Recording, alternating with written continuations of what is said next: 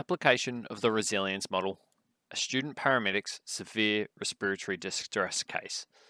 Group 11 with Max, Dylan, Mohammed, Thomas, and Tun.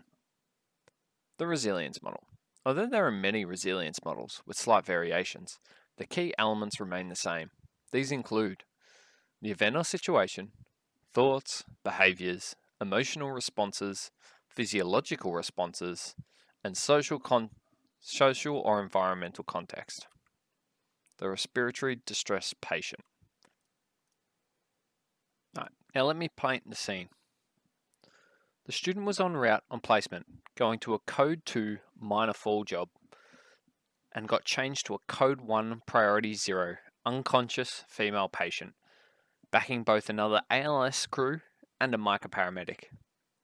The premise was an old building, with poor access through the house and to the patient. The scene was chaotic. The patient was female, obese, on the floor of the small bathroom, and blood was visible. The MICA paramedic was attending her, whilst one of the ALS was attempting to restrain her. As in her altered conscious state, she was combative and aggressive. She had an obvious snore and was in severe respiratory distress. And the paramedics were unable to gain a blood pressure as she was too combative, too mobile.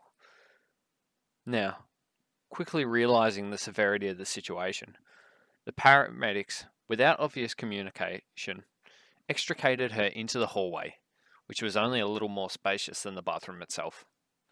Now, this is where the student found themselves unconsciously assigned key roles. It was running back and forth from the truck multiple times to receive new oxygen canisters, cervical collars, and other equipment.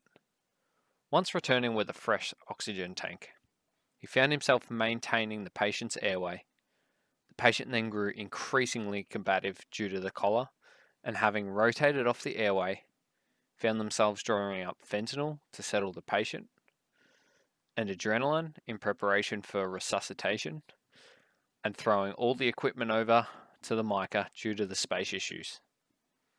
This role quickly grew to gaining the patient's response, then providing additional airway support, and then preparing for the fast arrival resuscitation attempt. The extrication had its own set of difficulties. Equipment everywhere, people everywhere, tight spaces, and the obese patient resulted in her being slid out of the house and onto the stretcher, as there was no way a stretcher was going to be able to fit. Back inside the house, the scene was a mess. There was the drug, oxygen, and trauma bag, and then there was rubbish all over the floor as well as blood. The student was left collecting all the gear and then hastily returned it to one of the ambulances. Now came the next challenge, a high brick wall. The patient had to be passed over from stretcher to stretcher without being lifted. During this movement, the patient entered cardiac arrest. The patient was rushed into the MICA ambulance, where chest compressions and resuscitation occurred, and that's when the student left the scene with his crew.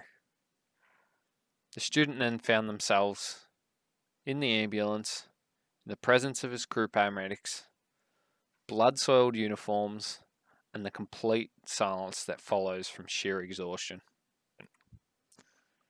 So this here is the resilience model. There is an event or situation which leads to the physical response, thoughts, emotions, and behaviors, also constructed with family, community, and society. So these provide the foundation to what your reaction is going to be. The resilience model tests whether your reaction is helpful. Is it helping you achieve your goals? Is it normal in this situation? Is it realistic?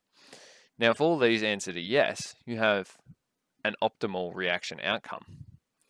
Whereas if they're no, you need to adjust your reaction to manage the optimal outcome. So when we answer no, is your reaction helpful? We go, okay, why isn't it helpful? What can we do to change our reaction? So in this scenario, the thoughts of the person were, I feel as though I should step aside and let another paramedic into my position, as this patient is extremely sick. Should I really be one of the select individuals providing assistance to the patient? Will this patient survive? I need to provide care aimed at best patient outcome.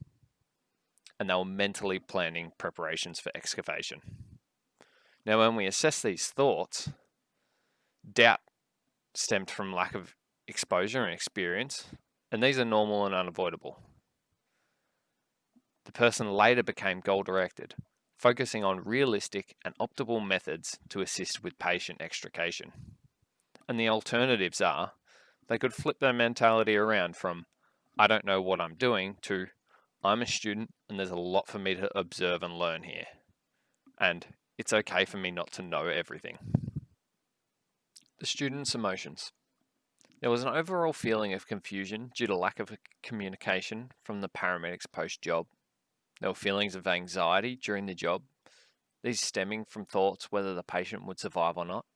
There were high levels of stress due to rushing of tasks. However, they were reassured and at ease after discussion with other paramedics and nurses. Assessment and alternatives. There were long-term effects of anger, anxiety, and stress felt in the scenario, and they can lead to health issues such as depression and PTSD. The student sought to resolve said feelings by confiding in experienced practitioners. They also displayed great emotional intelligence and empathy toward the patient, which is crucial in a paramedic's line of duty. The physiological responses of the student. There was an extreme fight or flight response, so that resulted in increased heart rate, respiratory rate, and levels of perspiration. They were extremely hypervigilant. They had heightened senses and spatial awareness. Now, when we assess these responses, the student had entered a mild state of anxiety and panic expressed through the increase in heart rate, attentiveness and functionality of senses. The alternatives is take some multiple deep breaths to calm nerves, decrease anxiety and heart rate, and they also need to accept that this is a normal part of the job, and through sheer exposure and additional experience, he'll become more confident. The student's behaviours. Post-event, the student had become quiet and secluded for the remainder of the shift. There was an out-of-character expression of frustration and agitation that his uniform became soiled with blood and was unable to change to a clean set. They seeked family support through venting, and there was consumption of alcohol after the shift. Now, they displayed adaptive and maladaptive behaviours such as becoming task-focused, showing irritation and reclusiveness. The consumption of alcohol can also be seen as maladaptive behaviour, but with the combination of a debrief with family can be seen as adaptive stress relief. Student could have pushed for a proper debrief from his crew in order to ensure that lack of communication does not reoccur. And there are other stress relief methods, including meditation, and that could have been used. Now, the environmental element and social support, or lack thereof. A clear lack of social support and communication from the attending paramedics led to increased feelings of anxiety and confusion for the student, therefore causing a negative effect on his emotional state for the following few days. Reassurance and feelings of ease were gained only after the student had to seek support from paramedics and nurses, who were not on scene, in order to gather reasoning for clinical decisions and to ask for feedback. Social support was also sought out from the student's family members during a family debriefing.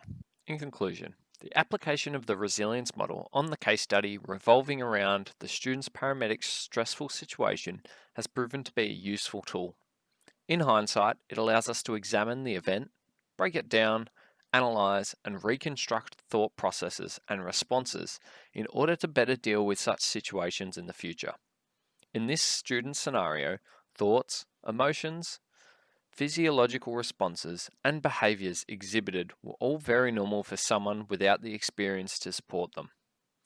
Through slight changes to the thought processes and the accumulation of on-the-job experience, dealing with such situations in the future should be far less intimidating and stressful.